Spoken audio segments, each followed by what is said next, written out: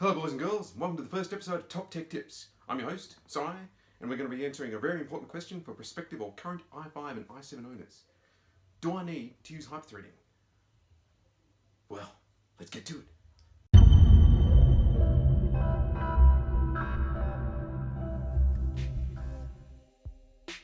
Intel has recently released some very tasty chips, including, but not limited to, the i7-6700K.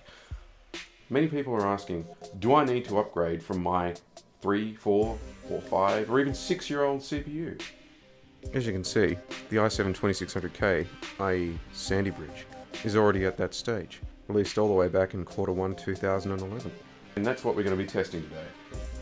To what extent does hyperthreading play a role in providing a smooth and powerful experience on a still very capable CPU like the i7-2600K?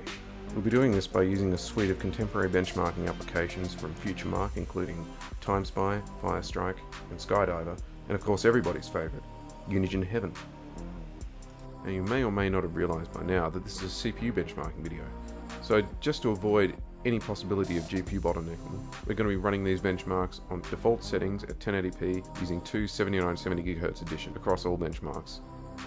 Let's get the ball rolling with the Firestrike physics and combined benchmarks running with and without hyperthreading. The performance difference between the two is staggering, with as much as 50% performance gained with hyperthreading on as opposed to off. Surprisingly, as we move to the combined physics and graphics benchmark, this difference effectively ceases to exist. We'll delve more deeply into that subject later. The CPU results are clear. However, in the test more accurately representing real-world results, the finishing line becomes a little more blurred. Now let's see how the 2600K goes in the CPU and combined score in Skydiver.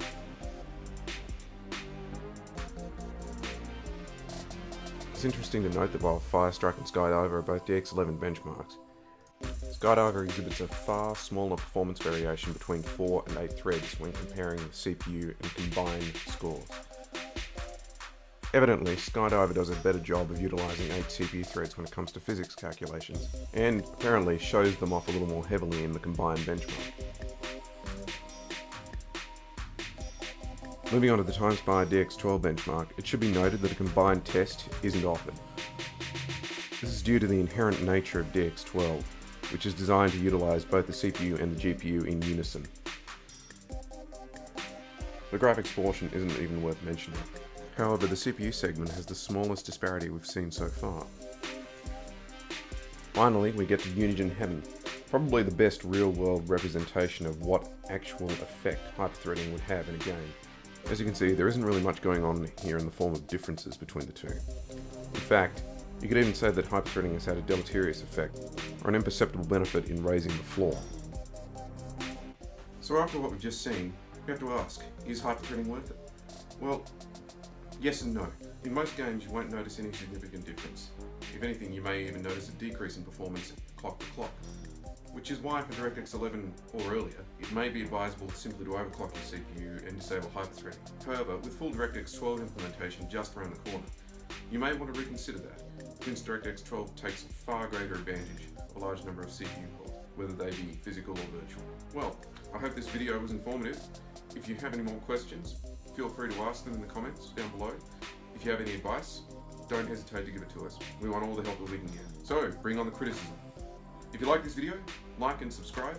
If you didn't, dislike and don't subscribe. Or unsubscribe if you were subscribed earlier and this was really a deal breaker for you. Either way, do what you want. This is Top Tech Tips. Hope to see you in the next episode. And until then, take care.